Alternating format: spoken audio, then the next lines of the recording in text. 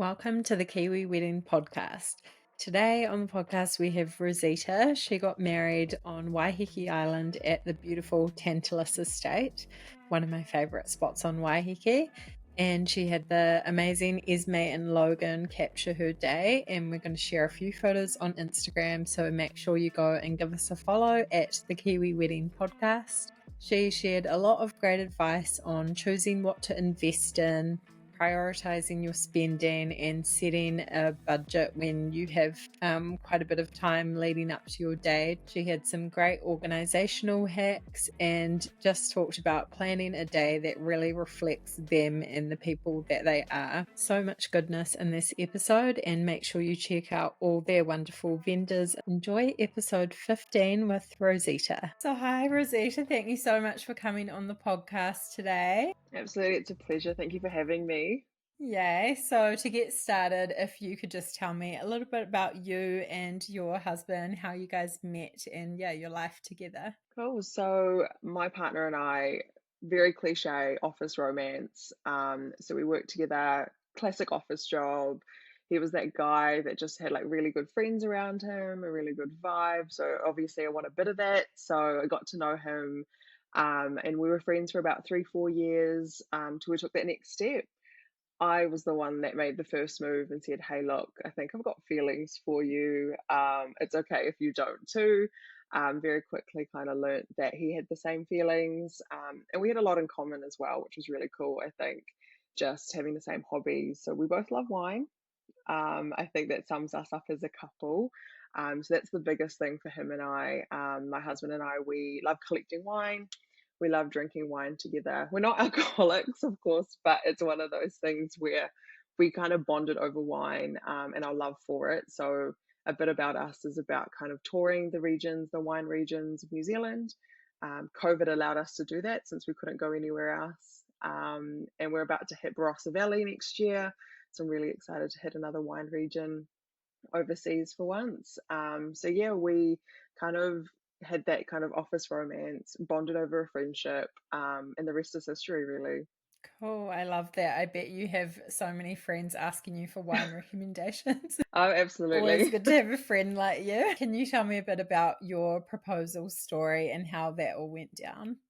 So not so cliche in that sense. We actually had just a conversation over dinner once, and we were like, "What's our future?" And he was like, "Oh, I really want a family," and I was like, "Oh, I would love a family," and that's when I kind of realized that we were ready to take that next step. We weren't just kind of like dating. But for me, I was very traditional, and I said, "Look, I want to be married before I have a family." That's just something I've always had, kind of like a belief or something that I always never wanted to compromise on. And he's like, "Well, I want a family." And I said, "Well, I want to be married before I have a family. So you know what you need to do if you want to have a family with me." So he's like, "Oh, looks like we've got to get married then." And at the same time, actually, he got a really good job promotion. So we kind of celebrated his promotion, surprised me with a dinner, kind of clouded it as, well, let's go celebrate my great job. And he proposed to me that same night at the Sugar Club, so beautiful views surrounding us. Surprised me with the most beautiful ring that my dad had actually chosen. So that was quite sweet, just having my dad involved.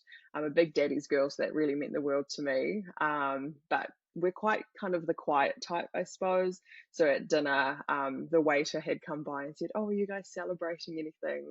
And within seconds, both of us said no, because we didn't want the attention. We didn't want people to kind of look and stare. So we're like, "No, no, we're just here for dinner." And it was quite nice to be in that bubble together. So we finished dinner, walked back to the car, and just kind of, there's me kind of freaking out in my head, like, "Oh my goodness, I'm engaged." And we kept it a secret as well for about 3 weeks to be able to kind of slowly tell our family and stuff like that. So we got to live in that little engagement bubble before we told the world. So that was quite exciting too. Cool. I love that. And the Sugar Club is up the Sky Tower for anyone not from Auckland or familiar with that. So beautiful spot. And I love that you just kept it to yourself for a while. It's so tempting to just like FaceTime everyone straight away or put it on social media. But yeah, actually just like having it for yourselves and enjoying it. That's so cool. Definitely.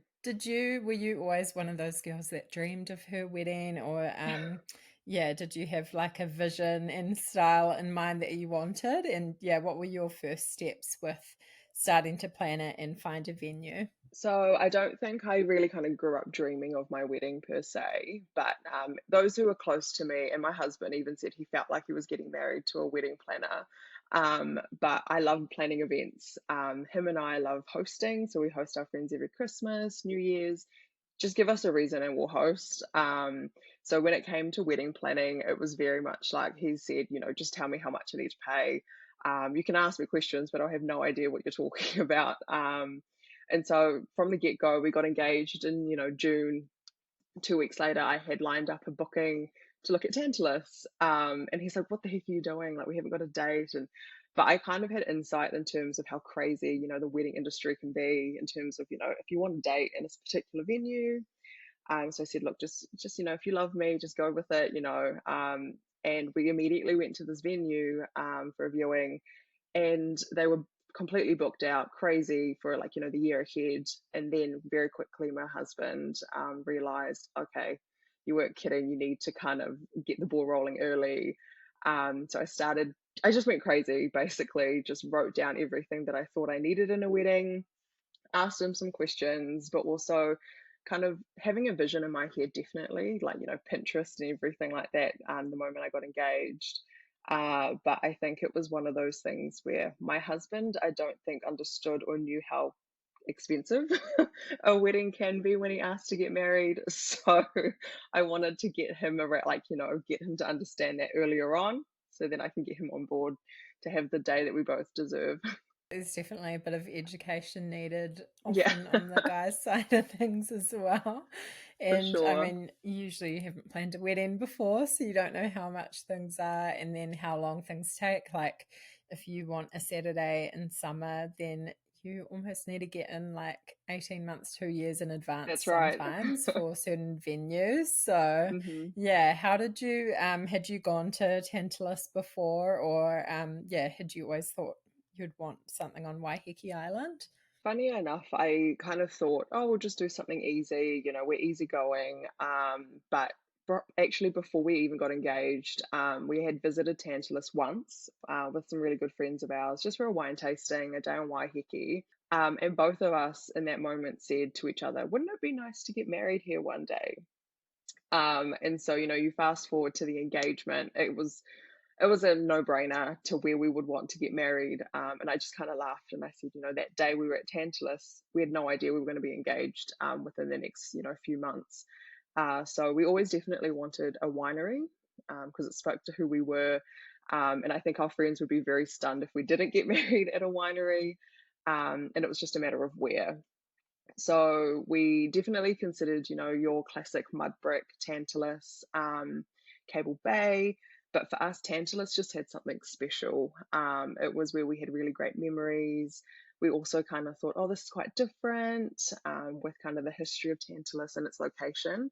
And we thought, oh, it'd be really cool just to have, a Waiheke wedding so our friends can have like a weekend away as well. And thankfully, going to Tantalus and having, that first initial consult with them kind of really set it in stone for us quite early as well. And my partner was just like, yeah, no, I don't want to consider anywhere else. And I said, cool, I'm not going to argue. If you're happy, I'm happy. So I didn't have to kind of convince him otherwise. Yeah, make it an easy process. It's such a beautiful spot. So I can, yeah, understand how you just fall in love immediately when visiting there. What were the most important elements for you? Was it like the dress, the food, photos? Yeah, what were your kind of top priorities? I think definitely the top elements were photos, because that's what you kind of have after the day. And I didn't want to look back and be like, we have no photos, or like, oh, we missed moments. So photos was definitely important for us. And then other elements was, the venue itself. So we want it to speak to us as a couple, but also the venue and what they can offer in terms of hospitality. So again, we love hosting, and so being able to go to a venue that can offer the proper hospitality that we thought our guests deserved was really important for us. Somewhere where we could go, enjoy our time, and not worry about our guests so much in terms of service. The food and drinks at Tantalus are paramount. They are just unbelievable. And so we knew that that would be kind of what we wanted our wedding to be known for in terms of the venue. Our guests would not have any issues with, an open bar the entire night. So those were probably like our top priorities. And so everything else kind of just fell into place from there, I think, once we had that sorted. And who was your photographer and how did you find them? So our photographers, we had the amazing Esme and Logan. So beautiful couple. They were someone that I'd seen on social media for like forever. It felt like forever. I loved kind of their portfolio, their work, and I really loved their kind of, I guess, like their color tone that they went with. And I felt like it suited the palette we were going for our overall wedding. So, they were one of a few that we had reached out, and I had a video call with Esme and instantly just clicked, I think. And when you can click with someone, for me, it was really important because, as the photographer, if I can't talk to you, then I don't know how I'm going to pose in front of you on the day. And so for me, I'm one where I'm nervous or something, you'll be able to tell in my face first and foremost. And that's the last thing I want on my wedding day. And so they also had kind of offered what we really wanted with videography as well. So Logan did the kind of video side of things, and they were a great couple in terms of they just kind of understood without having to say too much, if that makes sense. So it was really nice and easy to talk to them, and they were really flexible around traveling to Waiheke and all of that, because that's a big part of the vendor process was, hey, it's on Waiheke. There's an extra element there. So really special to have them kind of as part of our day, and they're kind of a key memory for us because they captured everything that we may have not seen on the day as well. So really important to us. So nice. And yeah, what you're saying about just clicking with them, that's so important, and you actually spend so much time with them on your day, so you definitely want someone that you feel like you can hang out with for the whole day because you're absolutely kind of going to. So can you tell me a bit about your wedding outfits, your dress? How did you go finding that, and how was that process? So for the wedding outfits, my husband, nice and easy. Men have it so good where they just have to buy a suit. They can literally go the day of, like, the week of the wedding. I don't think they realize how good they've got it. So for him, it was, we went to go have a look at suits and stuff like that. And we knew we weren't going to go, classic black. My husband he's a t-shirt and shorts guy. He doesn't own a suit. So the thought at the moment, I said, you need to buy a suit. He's like, no, I don't. I was like, no, you do. It's the one day of your life that you need a suit. So we just went to Barker's and tried on some things, and then realized, you know what? Navy blue looked really nice, and his decision was kind of done. It was like done in a day. For me, on the other hand, I'd been looking at dresses, Trish Ping, here at Katoa, Astra Bridal. But for me, the world was kind of telling me something, and I actually won an Instagram competition for a free consult with Here at Katoa and Daisy Bride. So I was like, oh, let's go for this. And so I went in for a first consult, and same thing. It was the initial experience with them and my closest friends at the time. I didn't even consider going anywhere else after that. The way they made me feel, I felt included. There was no kind of irksome of like, oh, I don't know if your dresses will suit me or if you can cater to me. And so I felt so comfortable. And immediately I started talking to them, and I actually ended up choosing a dress that I said I never would wear. I know that sounds very cliche, but I went in saying I don't want lace, and my dress was lace. So I actually went with a two-piece outfit. So I thought my biggest priority was going to the bathroom. And I wanted to be comfortable, and I wanted to be a bit different. So I went with kind of like a skirt, like a tulle skirt. Ended up being 8 layers of tulle, which was insane. But a beautiful kind of lace long sleeve top. And it was that moment, I think, that any bride could probably say is when you try on the dress and it's for you, you look in the mirror and you're like, this is me on my wedding day. It was the one outfit and the pieces together that made me feel like a bride. And so, yeah, that was kind of me and my decision process. That's so lovely. It sounds like, yeah, really nice experience. And it's, yeah, funny how many people say they think they have this idea of what kind of thing they're going to suit or like, and then it's often the complete opposite once they try some. That's right. So did you have a bridal party? And yeah, who was in that? How did that choosing process go? So we actually didn't have a bridal party, and kind of how we came to that decision was, one, we just had too many mutual friends together that it was just a bit kind of, it was going to be uneven. And I couldn't have an uneven line. And part of that was kind of, we wanted it to be kind of just us. And definitely not, not hiding it, is that a cost element came into the conversation of the moment you have a bridal party, that does add that element of cost to, providing to them. And it was kind of, minor in the scheme of a wedding, but nonetheless, it's that additional cost that we didn't really want to then kind of impose on other people, but we also weren't in a position to kind of say, like, if we have to say, cut things out of the wedding planning process, the bridal party was definitely one that we were kind of that we agreed on and said, look, it's not really us. We don't need, that, but we still had, the flower girl and our ring bearer.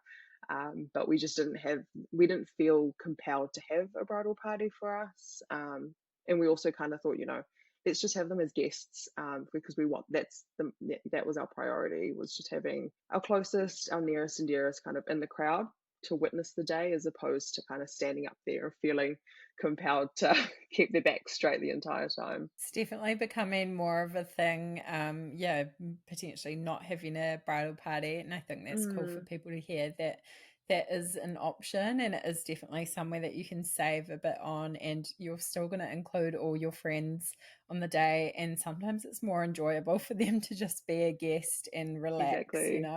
So For sure. yeah, it's a great option to go with. And how about the guest list? How did you find that? Was that difficult to narrow down? How was that process? So I think our kind of first guideline was, once we chose Tantalus as our venue, and kind of chose, the pricing and everything like that, we were kind of capped at 80 packs. So we went for, I think it was the 60 to 80 kind of option. So for anything, it was definitely, okay, no more than 80. Half the time we did kind of forget ourselves when we were counting things. We were like, oh, we also count towards that number.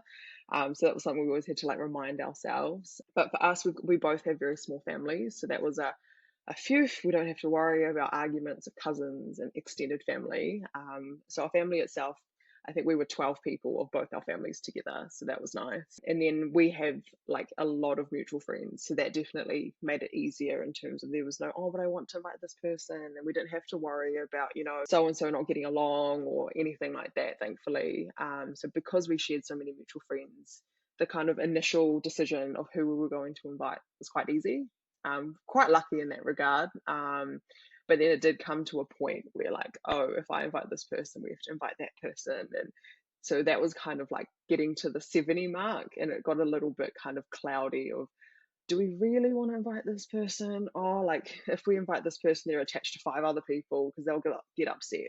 But for us, we kind of then agreed, and thankfully, this whole entire process really kind of consolidated the fact that we were meant to get married, because we could agree on such things. So like agreeing actually who's been really important to us in the immediate last 2 to 5 years, who's really been with us during our relationship. Those were kind of the requirements, we not requirements, that sounds awful, kind of what we agreed on meant that they should be at our wedding. So it was, if you've been with us for our entire relationship, the very least is that you should be there to celebrate our big day. So that was kind of how we went about our guest list. Yeah, that's great advice. You do kind of have to ask those hard questions and cap it somewhere. Otherwise, like you say, there's all these people that are just connected to each other and it doesn't That's right. stop. So, yeah, having that 80 limit is good. I feel like that's a really nice number that you can still sort of chat to everyone on the day and it's not That's too right. overwhelming. And definitely a blessing that you had smaller families as well, because I know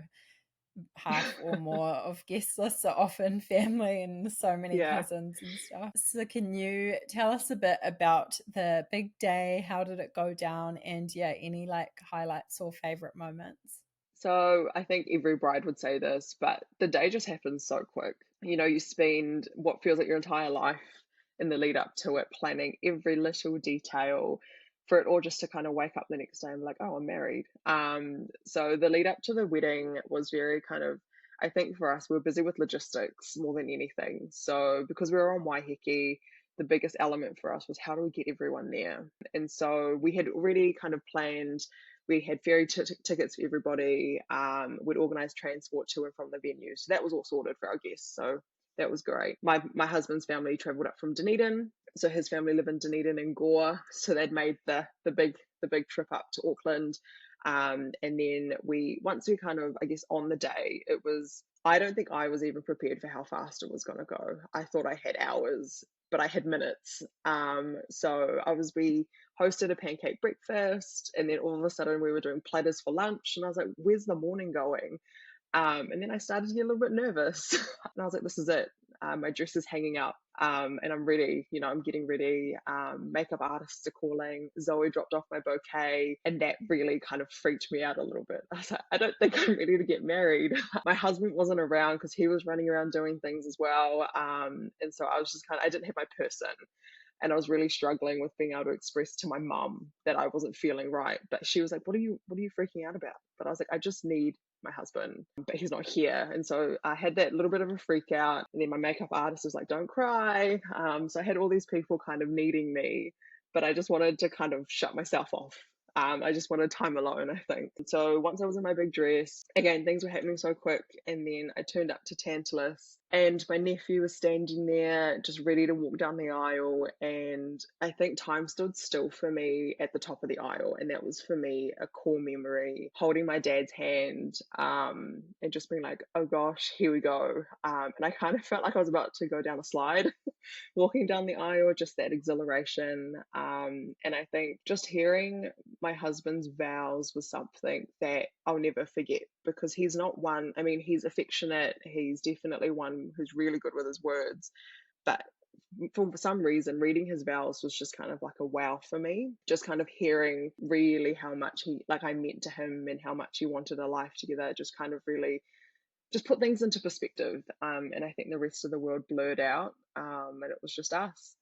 And I think the ceremony, it was beautiful. It was more than I could have ever asked for. I wouldn't change a thing. And then I think afterwards, it was just great to see our guests, to be able to talk to our friends and be like, thank you so much for being here. And the rest really was just part of the day, but the people and our guests were so, so important, because without them, it would have just been, another day. Definitely, yeah, there's some overwhelming moments in the morning, and just that quite a big build up to, yeah, that big moment. So that's so understandable, but it sounds like it was actually perfect in the end. Everything worked out great. And did you find anything hard about the wedding planning process, or is there anything you look back on and regret or would do differently? The hardest thing was sticking to a budget.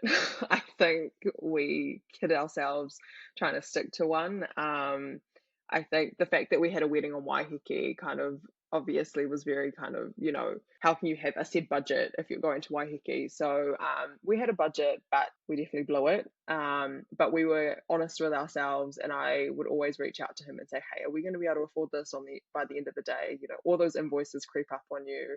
And it's a reality of a wedding. And I don't want, people to feel the need to kind of meet a budget, or, oh, my friend spent this much, we need to spend that much. It really is up to the couple. And I think you need to be honest with yourself, because the last thing you want is to be paying for your wedding after your wedding. I think, if you can, is to avoid the aftermath, because what's the fun in that? So for us, it was, hey, we're about to hit our budget. What do we need to do? But we had so much more that we still need to kind of cover off. So we then knew the final amount, and we budgeted per week how much we needed to save. And we needed to kind of be honest and, own up to it and be like, hey, look, I can't this week, or whatever it be. But for us, as long as we were paying X amount per week, we were going to be able to pay for our wedding. And I think that reassurance throughout, the entire process meant we're okay, we can do this. We're not over our heads because we've budgeted for it. We're saving for what we want. So I think sticking to the budget was definitely hard. But also kind of, for me personally, the biggest thing was not having some of my closest friends there. So they were overseas. COVID meant that flights were incredibly expensive. So I had two friends in the UK who, to this day, it's so upsetting that they couldn't have been there, because of COVID and flights. I couldn't have asked them to pay, a ridiculous amount just for one day, but we got them online. So thank goodness for social media and internet.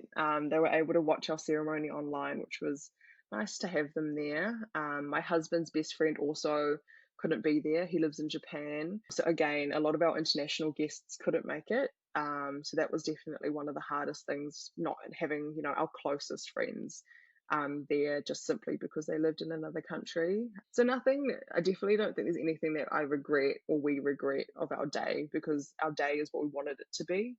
Our vendors turned up, they did exactly what we wanted of them. Our guests that could be there were there, so the day, I think, with a wedding in particular, the way that it turns out is exactly how it's supposed to be. So to say that I wanted to change something, maybe I would have chosen a different color. I don't know. But for me, I look back and I just feel like everything was the way it was supposed to be.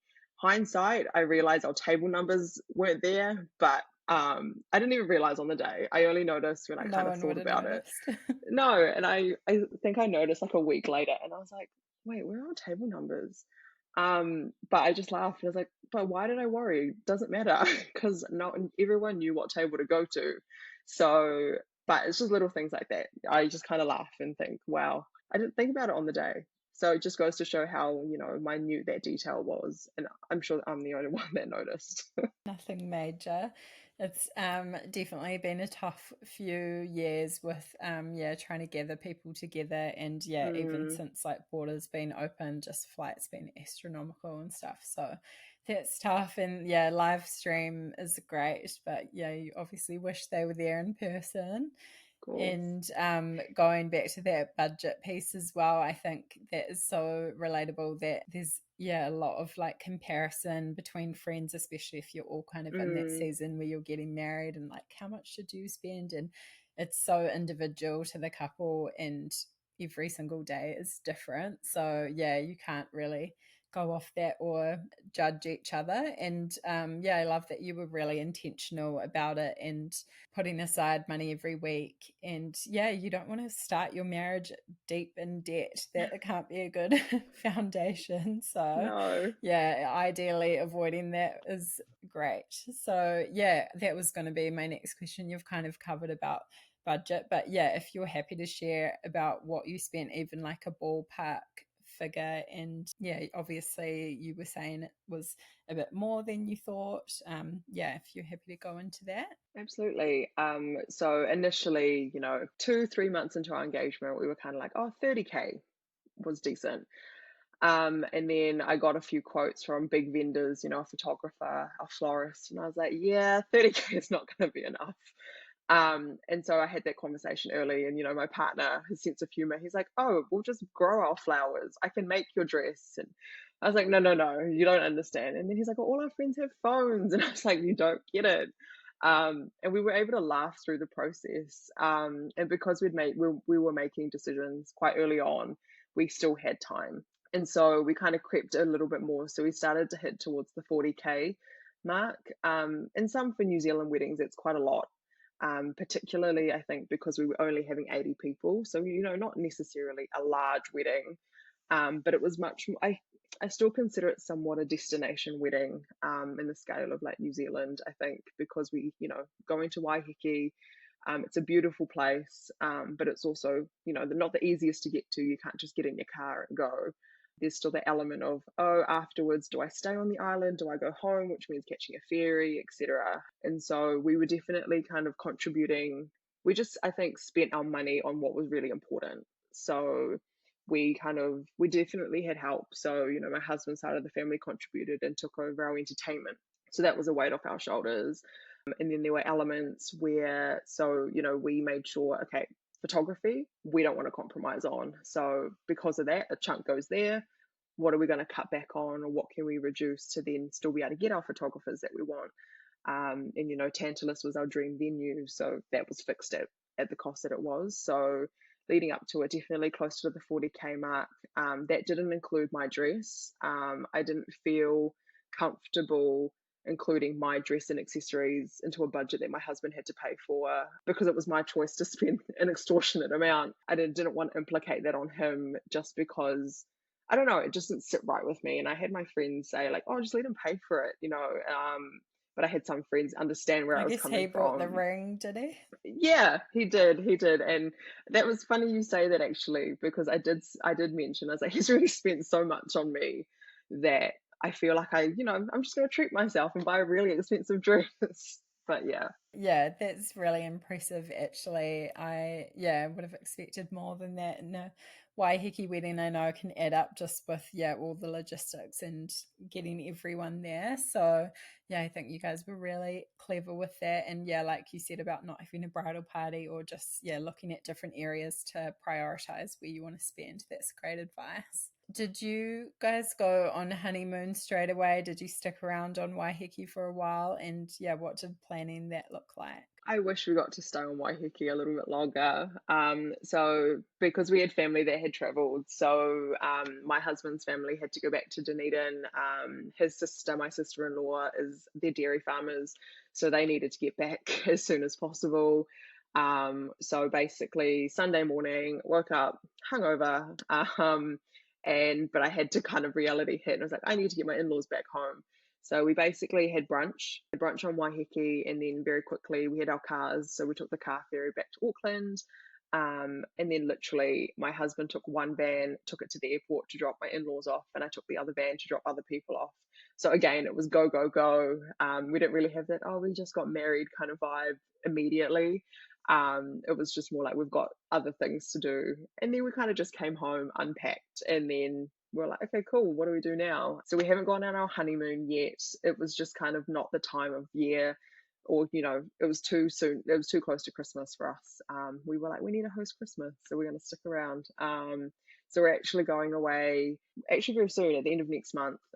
We're doing a bit of a trip through Asia. So we're going to South Korea with some of our closest friends, but we're doing Thailand. He needs to go meet some more in-laws. I'm from Thailand, so he needs to meet some more family. And we'll actually be in Singapore for our first year anniversary. So really excited. We've got dinner at a Ramsay restaurant booked. So it'll be worth the wait. It took a year, but it'll definitely be worth it, I'm sure. Yeah, sometimes it's good to just delay it to, especially depending what time of year you get married, you might already have summer Mm. holiday or Christmas plans and stuff. So just, factoring in when it's going to work for you guys is great to do. And do you feel like you got any like post wedding blues after the wedding then? Or did you feel anything like that? I definitely think maybe the planner in me, I definitely struggled with kind of looking around and be like, what do I do with all this stuff? I had accrued all, my emails and invoices, and I really enjoyed the whole process. I definitely had moments where I'm like, what the heck am I doing? But also there were moments where I'm like, oh, what do I do now? Because that was my purpose for a good 18 months. And so we were also renovating our house at the same time. So I always had that or the wedding. And so once the wedding was gone, it was kind of like, oh, now I've got to dry clean my dress. That's not really fun. It was just very kind of, yeah, it was a weird feeling. I don't think my husband was fine. He just went straight back to work and was like, yeah, whatever. I got married last weekend and so forth. But for me, I really kind of sat there and I was in a bit of a funk, I think, just wanting to plan something. Thankfully Christmas wasn't too far away, so my husband's like, just start planning Christmas then, if you're that desperate to have planned something. And that's exactly what I did. I just shifted my energy into the next event. But yeah, I think wedding is definitely once in a lifetime. The moment that I'd love to live again is when I said yes to the dress. That's definitely something that I don't intend to get married again. But it was just a moment in my life that I just realized, oh wait, it's never going to happen to me again. And so, it's past now for me, but it was definitely something that didn't realize how much I'd spent in terms of my energy. So to then sit there kind of like, oh, I guess I'll scroll through Instagram or something instead. So that was definitely a strange feeling for me. Yeah, it's definitely a big shift. When you've been in that like wedding planning mode for a Hmm. decent chunk of time and then just like adjusting back to real life or whatever you're on to next. But That's right. that's good advice. Just pour your energy into planning something else. Maybe you should be a wedding planner. You sound like got the skills. Was there any like helpful websites or resources, anything that you found helpful during the wedding planning process? I think you mentioned Pinterest, which is always a goodie. But yeah, anything else in terms of finding vendors and stuff? So I think the gift of social media, Instagram was something that the moment I got engaged, I started just jumping on there. And New Zealand's a small enough country that it helped narrow it down a little bit. But also, I'm very grateful for my friends who were married before me. So they were, the moment I posted that I was engaged, they immediately said, "Hey, if you need help with this, I've got my list from my wedding." And it was really helpful. But I knew that the part of me was kind of like, I need to do this for me and my husband, and I don't want to be narrowed down to a short list of friends. And I appreciate that help because it definitely gave me insight. But it was, at the end of the day, it's such a personal choice that a short list wasn't going to get me to what I needed or what suited my husband and I. But definitely, I'm old school, so I had a planner. I just had pen, paper, and a heck of a lot of notes and arrows, highlighters, and post-its. And we actually created a wedding email for ourselves, so that way it allowed me to kind of not lose any emails, but also not forget my actual personal inbox, the other stuff that was happening in life, like renovations and stuff like that. So that helped me kind of just keep my wedding stuff aside. We also used Wedding Wire. So it's just an online website, and it really helped with coming down to doing the seating chart. That was an absolute godsend. I'm not an Excel pro, so someone recommended to do an Excel spreadsheet, and I said, I can't. I was like, people are going to end up sitting like in the kitchen if I use that, so we can't have that. So Wedding Wire allowed me, it was completely free, so there was no strings attached to it. And it allowed me to really work with square tables, long tables, round tables, and really move things around without deleting the entire thing, or and anyone can use it. So if I can use it, anyone can use it. What I really loved about it was it allowed you to like link family members together. So if you moved one person from that family, you'd move the entire group. So it meant you wouldn't miss anybody. And it also had, I'm very kind of, I don't know, I'm weird like this, but it had little symbols. So it had like a rattle for a baby. It had like a kind of person silhouette for an adult. So for the caterers, for Tantalus, it allowed them to understand, oh, that's where we need the high chair for the baby at this table. So it helped them too. So it was really good to be able to kind of use something nice and easy, just drag along the page. So I used that the entire process and printed everything. So that was really helpful for me for sure. Cool. That's such a good one. Thanks for sharing. I don't think Of we've course. heard that before. So that'll be great for people to hear. And yeah, such great organization. Super good tips from you. Is there any advice that you would give to couples planning their wedding right now? I think the best advice I could possibly give is just remember that your day is for you and your partner. Whether you're the bride and bride or bride and groom and so forth, it's about you two. Try not to get, inundated with people's opinions because it can be tricky. It can be easy to just agree to what other people want. At the end of the day is about you two. And when you look at a wedding, it should be reflective of the couple and the love that they share, not a reflection of the guests in the party. It needs to speak to the couple. So for us, that was definitely something that helped us, whether it was a winery and having really good wine. For us, it was, this is us as a couple, and a wedding day should be exactly that. And just remember, everyone's going to have an opinion. There's a lot out there when you're, searching for your vendors and stuff, but just as long as I think you remember what your reasons are for getting married and who you're getting married to, the rest doesn't matter. Such great advice. I love that. And you've been married a little while now, nearly a year. How's married life now? And yeah, do you have any marriage advice from your almost year of marriage? I wish I could be an expert after almost a year of marriage to give advice, but I think for us, we lived before we lived together before getting married, so it wasn't traditional, and moving in together and everything like that after marriage. We live with my parents, so we bought my parents home, and we live in this house together. So we got married and kind of just came home. But I think marriage life for us, it's just nice to know that I'm still getting used to calling him my husband. I've always called him my partner, and I still do. I'm like, oh, you're my husband. And there's still stuff to do. Like I still need to legally change my name. I still haven't done that. It's too much paperwork. So we're traveling, so I thought, okay, I'll travel and then come back and sort that stuff later. But I think married life for us is just kind of, almost like we're ticking off such an awesome thing that we've done together. Life is crazy and we've done some crazy, like, we've made crazy memories together. But to say that we got married is just such an awesome thing. But we got married for us, it wasn't to meet like a societal norm or anything. It was definitely to honor my value and, being married before having a family and stuff like that. But I think once we've done our traveling, we'll be in a position to, take that next step together as, husband and wife and start a family. So I'm excited for that, for when that comes for us, if we're blessed to be in that position. But yeah, I think married life for us was just kind of, we're married, still getting used to husband and wife. I always ask him to say, like, oh, what am I to you? And he's like, you're my partner. I'm like, what am I to you?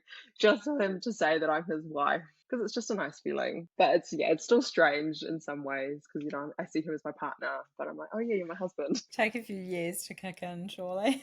Yeah, I think so. So good. Amazing. Thank you so much for coming on the podcast. It's been a pleasure. Is there anything else you wanted to add at the end? I don't think so. I think for anyone who's listening, whether they're planning a wedding or maybe they're just trying to help their best friend out, I think just, honor that person, honor the people who are getting married. You can have, perspective, but just remember whose day it is. And that's kind of the key thing. It's one day in your life. Don't sweat the small stuff. Like I said, I forgot that the table numbers weren't even there. Anyone that's going to notice things that are missing will only be you, no one else. Your guests aren't going to know what's meant to be there or not. And maybe, it's that one day in your life that you don't want to look back and be like, oh man, I shouldn't have done that, because it's all about you. And just, enjoy the day. It should be only once in a lifetime. So, make the most of it. Amazing. Thank you so much. Of course, thank you.